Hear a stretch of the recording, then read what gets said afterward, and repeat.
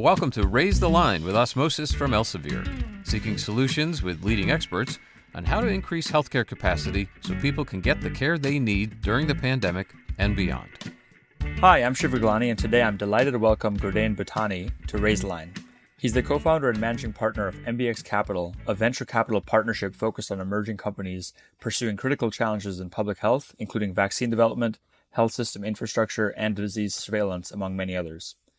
Previously, Gurdane was the COO of FundRx, a healthcare and life sciences investment marketplace, and worked with private equity and corporate clients at Bain & Company and in public finance at Morgan Stanley. He has been an instructor on healthcare finance at the Cleveland Clinic Lerner College of Medicine and guest lecturer in the Wharton School's healthcare management program.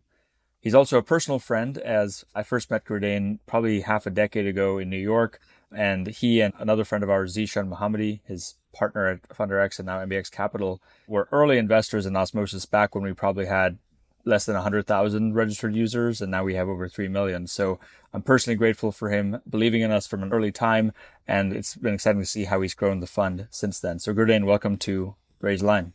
Oh, thanks so much, Shiv, and right back at you, man. You know, I actually still have all of the Osmosis swag on my desk right now, and it was really a pleasure to work with you as an investor. I think we learned so much from you in terms of how you built the company and the community around Osmosis, which I think is so powerful and continues to be a really incredible resource for learners today. Thanks so much. And if you have all the swag on your desk, I don't know how you have any space for a laptop or anything else, because I know we've said a lot of swag over the years.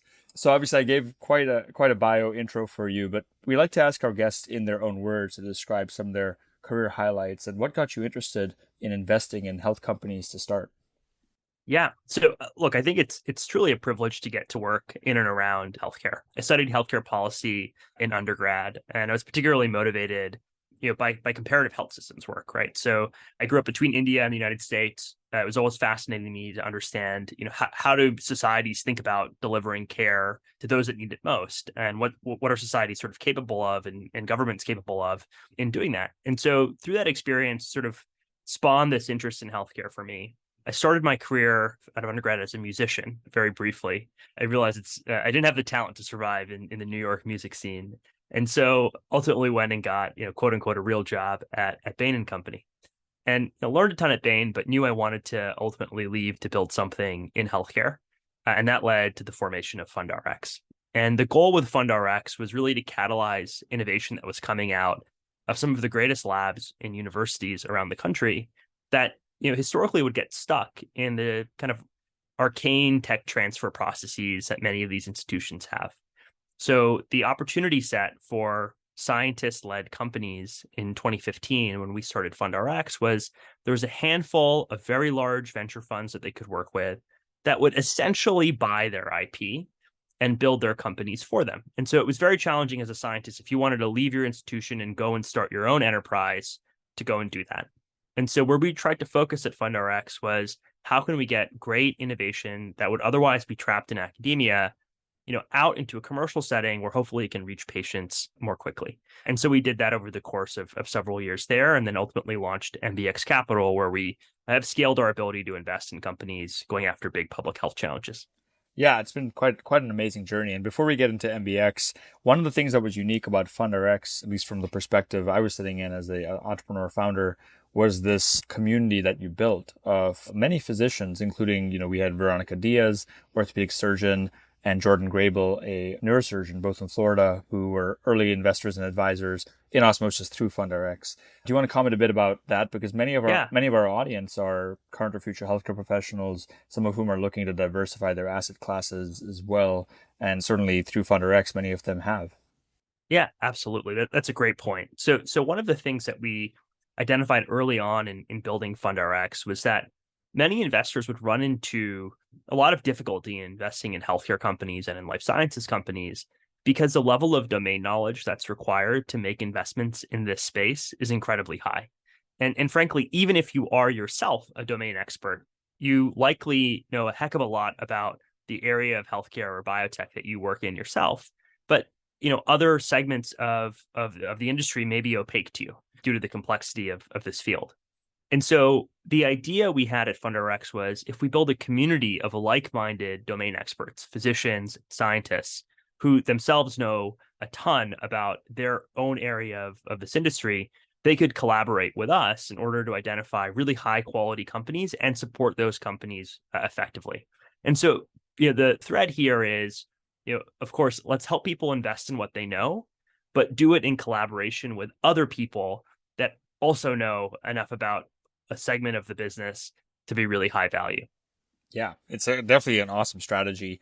And again, one empirically that we benefited from at Osmosis.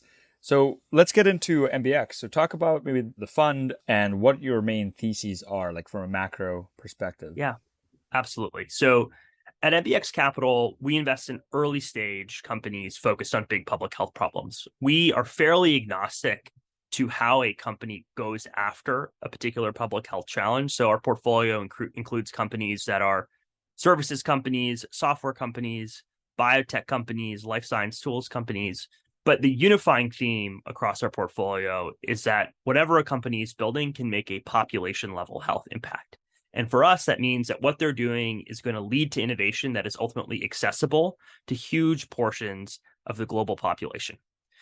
So when we think about the areas within that sort of lens that we should focus on, we try to apply this framework of looking at disease areas that are large in their burden, but on a relative basis underfunded.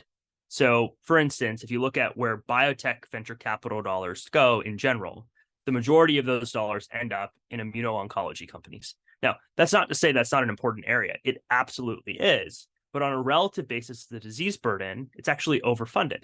On the other hand, cardiometabolic disorders are underfunded on a relative basis. And so that's an area that we want to spend more time in. So we're trying to look, as we think about what can an investor do to be as useful as possible, I think it's ultimately a question of focusing on those problem sets that actually really need your capital today. And so we try to apply that as much as possible. Now, thematically, with those lenses in mind, there's a few areas that we're excited about right now. One is the field of the exposome. So the idea here is, we have great tools to understand our genetics today. We have, frankly, relatively mediocre tools to understand our environmental exposures over our lifetime and the effect of those exposures on our biology and on our health. And in fact, the majority of disease pathogenesis today is environmental in nature, not genetic. So we're looking at tools companies that are developing, essentially exposomic sequencing technologies that help us better understand these environmental exposures. The second area of interest for us is biosecurity and biodefense. I think the pandemic's revealed to all of us how important that is. And certainly as we enter an era of more multipolarity, we do think, biothreats will become something that we need to be very mindful of. And so there's a lot of interest in the defense space around making sure that we protect ourselves from biological threats. And then finally, the third area for us that's most important is healthcare infrastructure. We see providers getting burned out all the time by the immense amount of administrative load that they have to carry today. And we want to invest in companies that are enabling our providers to spend their time, doing the work that they love doing and are great at doing, and spend less of their time on things that, aren't necessarily the most engaging for them. Yeah, those are some obviously incredible themes, and I think safe bets, they're obviously what society needs, but also hopefully safe bets for your limited partners, investors, and the founders that you're backing, because certainly just on the exposome, we know, the way climate change is going and just wildfires and pollution, all these different things. There's a lot more public interest in this space, even though I think a lot of our audience probably have not heard that term before, exposome, which I think is pretty cool how you guys are creating or helping create this category. So let's dive into a couple of specific companies, maybe within each of three of those things you've invested in that you're really proud of or excited about within those categories or other categories. Yeah. So there's over 50,000 chemicals in use in the United States that have been grandfathered in to our existing regulatory regime. So new chemical products, pesticides, et cetera, you have to go through an EPA process in order to be approved and ultimately used in this country. But there's a huge number of chemicals that, are legacy chemicals that in some format are still in use today that really have never had in-depth toxicological testing. And as a result of that, we're exposing ourselves to potentially hazardous compounds all the time. We just don't know what's necessarily having the biggest impact. And the problem with the typical chemical testing paradigm is that you have to perform animal experiments to understand the toxicological effect of a particular chemical. And at that level of scale, it's just not feasible. It would require a huge amount of capital, time, number of animals, et cetera. And it's just sort of not a realistic thing to do. So one of the companies that we've most recently invested in is a company called Vivadyne, which is a spin out from the University of Pennsylvania.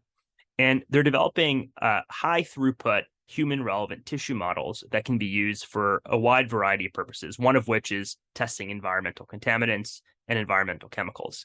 And you can do this on a tissue level scale in models that are more relevant to humans than a typical animal model might be. And so the power of this is that hopefully we'll be able to not only better understand what our existing chemical exposures are, but as new chemicals are developed, to do that in a more safe and effective way. And of course, this has applications in drug discovery as well. So that's one that we're really excited about within the theme of the exposome. Yeah, fascinating. That's amazing to look at. And part of what I'm hoping the audience gets out of having someone like you on the podcast is many of them are interested not only in maybe potentially wearing the operator hats and joining companies or investor hats in healthcare VC, but just things for their patients, things for their families to be aware of. So as potential users, beta testers of the product, and I'm sure a lot of the companies I know you've invested in, including ours, have had chief medical officers or other medical personnel who become directors. And so looking at your portfolio, hopefully they get some interesting ideas. How about two other examples from maybe healthcare infrastructure as well? Absolutely. So on the healthcare infrastructure side, a company that we're really excited to work with and have been very lucky to work with is a company called CareRev. And CareRev is building what I think will become, and in many ways already is, the de facto platform for nurses to find jobs within health systems that compensate them fairly, that give them flexibility over their schedule, and ultimately give them a community that is really high value to them as well.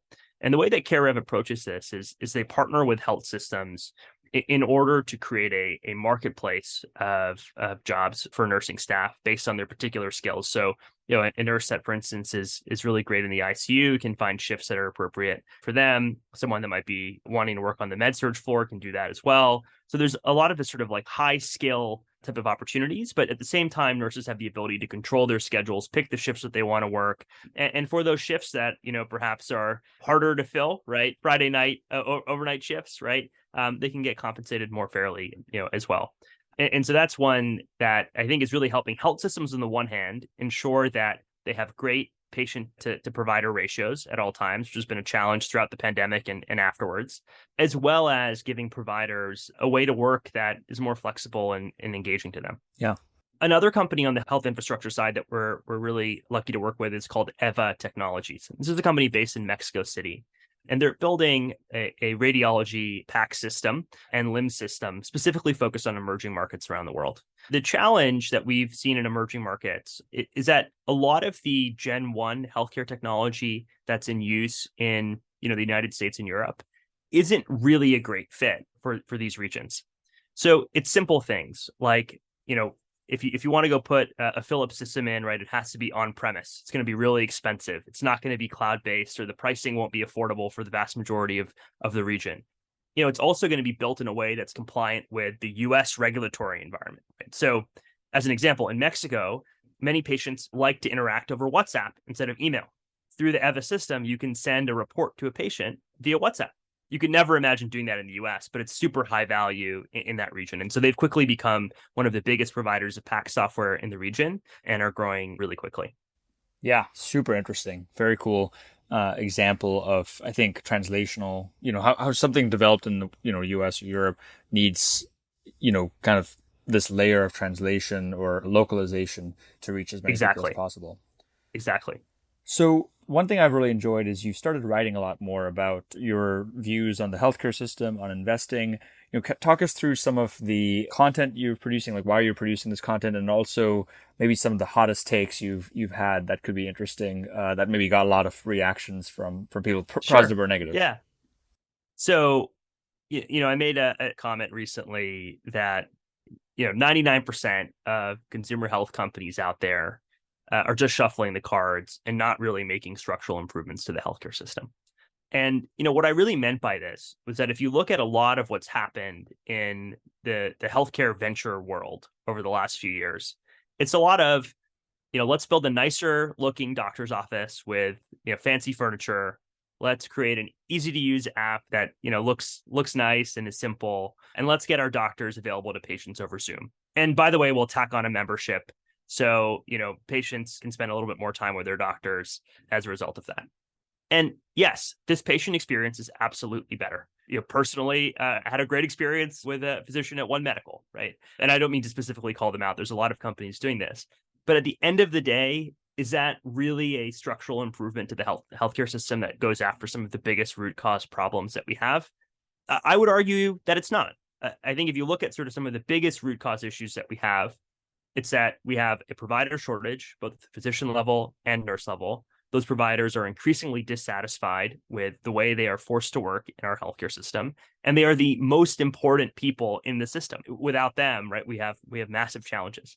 The second sort of biggest, sort of root cause problem I see is that patients often don't have access to really high quality care.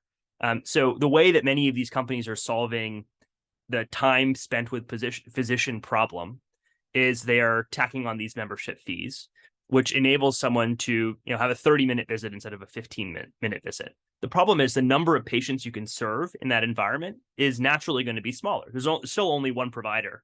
And so at the end of the day, I think what we need to be able to do is how can you enable one provider to actually serve more patients, but do so by taking away the administrative labor and a lot of the other time that's being spent on non-clinical activities.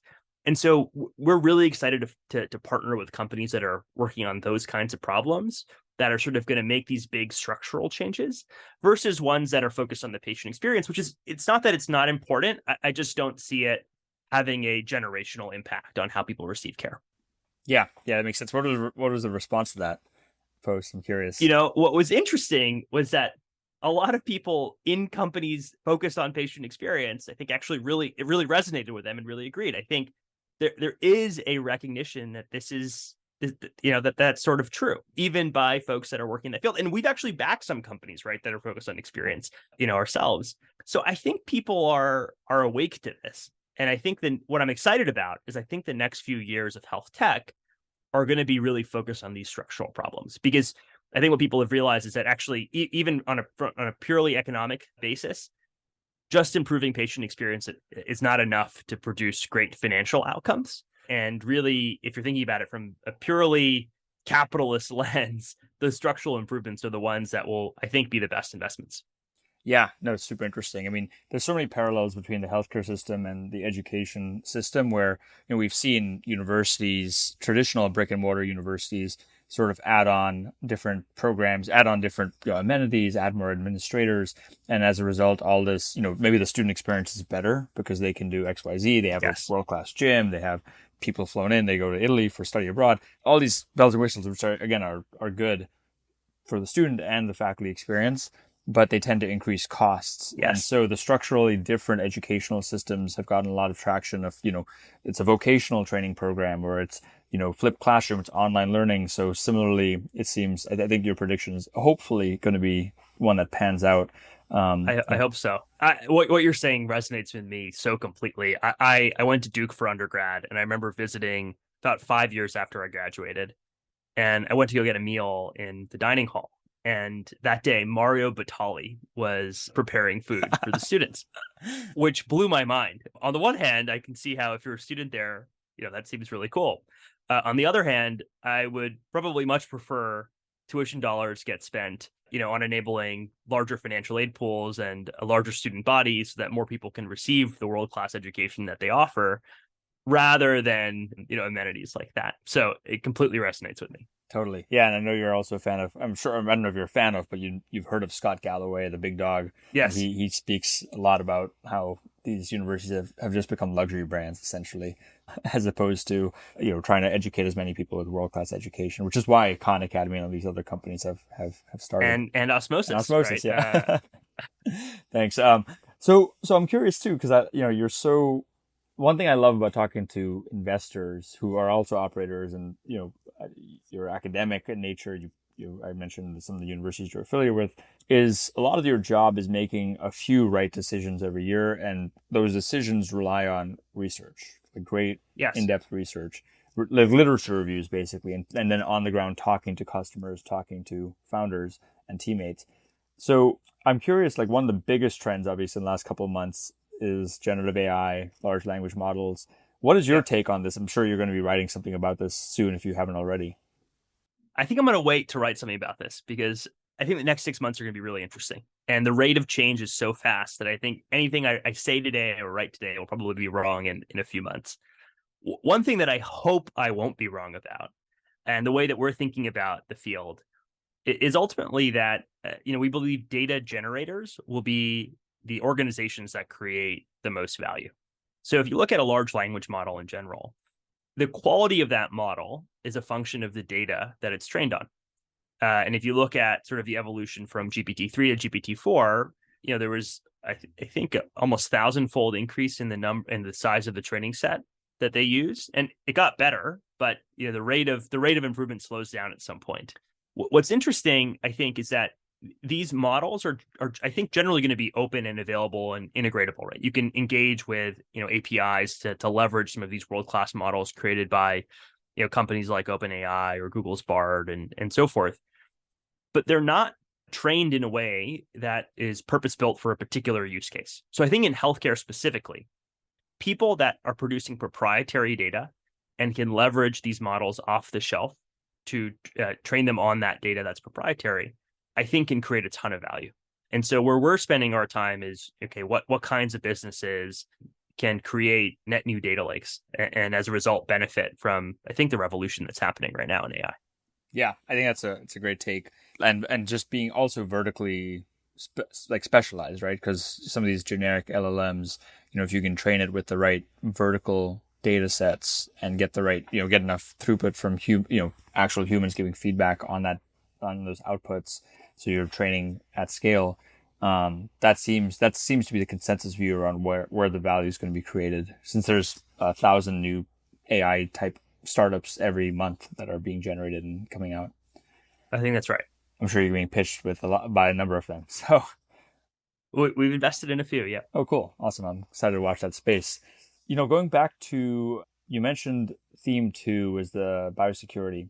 And the reason we even launched this podcast 3 years ago now, call it Raise Line, is because of the pandemic. And not many people talk about COVID at this point, which is a good thing. It means, we've gone past it, but we know there'll be another pandemic in the coming decades. So I'm curious, what are some of the core lessons you think we've learned from COVID, 1 or 2 or 3, whatever you want to share, that you hope or you believe will stick with us moving forward? So one lesson for me is, I think it's really easy to look back on 2020 and 2021 with sort of a critical eye. But, I think with the wisdom of where we are now, if I look back on that period, I actually feel quite optimistic in the sense that, and healthcare providers really stepped up. The biotech industry really stepped up. Sort of the pace at which a vaccine was developed, the pace at which we were able to launch a clinical response to the pandemic was pretty incredible. I don't think you could imagine that happening in any prior decade. And so I think that actually gives me a lot of optimism that, we can hopefully do that again. We can hopefully rise to the occasion as a society. Now, of course, it's not without its conflict. There was tons of conflict, tons of, things to be learned. I think one of them is that if we chronically underinvest in our public health infrastructure, that will have real consequences for all of us. It's really easy to say, I really just focus on my local community and making sure we have a really great hospital in my backyard. And, if the hospital 50 miles away or 100 miles away or in another state is not so good, that's okay. Or the public health infrastructure in that state is not so good, that's okay. And I think what we learned is that actually it's a big problem for everyone when we make that kind of chronic underinvestment. And so what I hope will happen is that we, as a society, recognize that this is an area that is worthy of significant investment. If you think of it really as a defense investment, right? Why is this not a big chunk of our defense budget? If you think about the dollars we're spending on physical defense, I think we ought to be spending meaningful dollars on biodefense as well. So I think for me, that's probably the biggest lesson. Yeah, I agree. I agree with that. And that echoes what some other public health experts like Ashish Jha we had on the podcast have said too.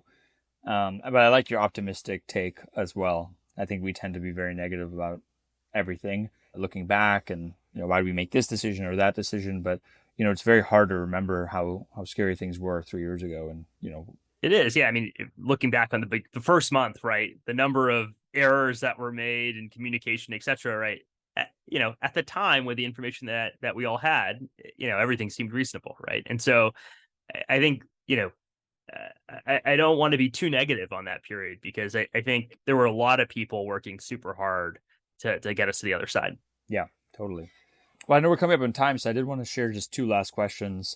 Sure. The first is, you even mentioned your career began as a musician. Yeah. And I know Zishan too was running like music venues back in the day too. So I think you guys were united by that shared love, but now you're investing in category defining companies and healthcare and technology.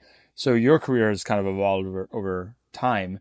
What advice would you give to our audience, many of whom are also approaching their careers early on, about just that process of meeting the challenges of the coming decade? Yeah. So, I think the big lesson for me working in healthcare is that it's really important for all of us to mind our incentives.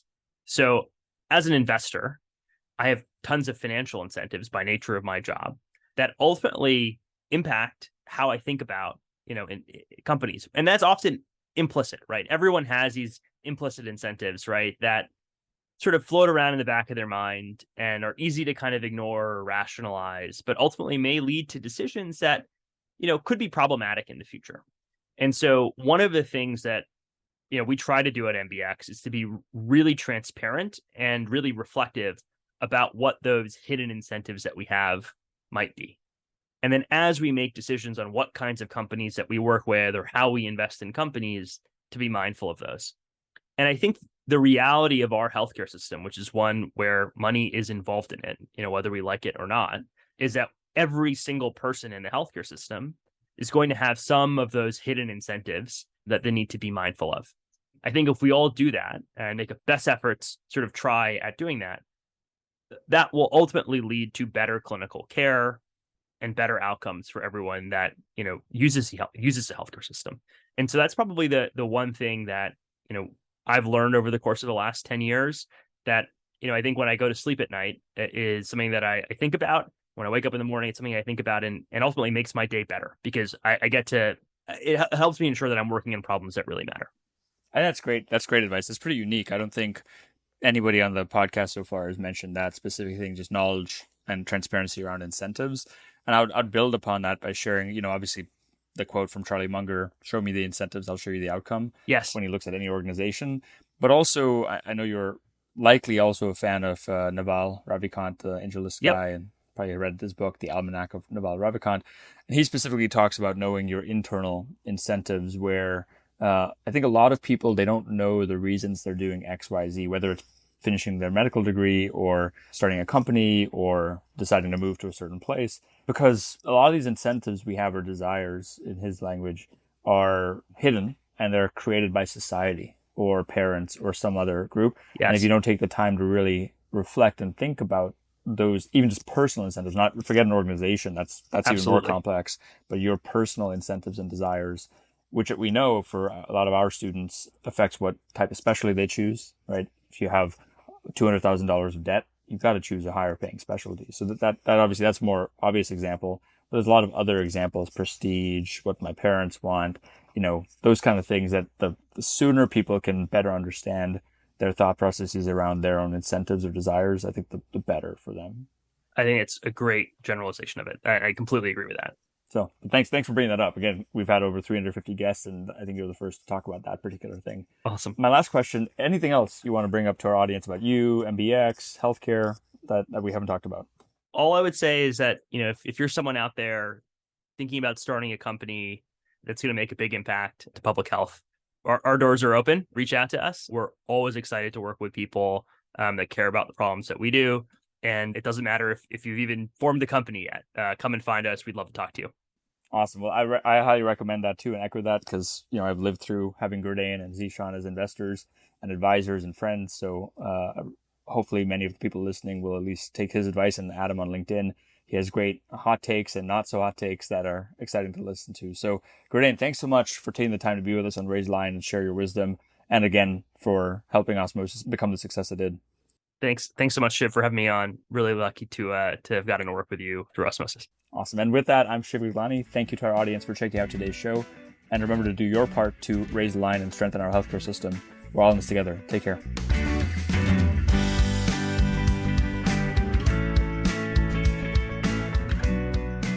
If you like this podcast, please share it on your social channels. You can also subscribe to the series and check out all of our episodes at osmosis.org/raisethelinepodcast.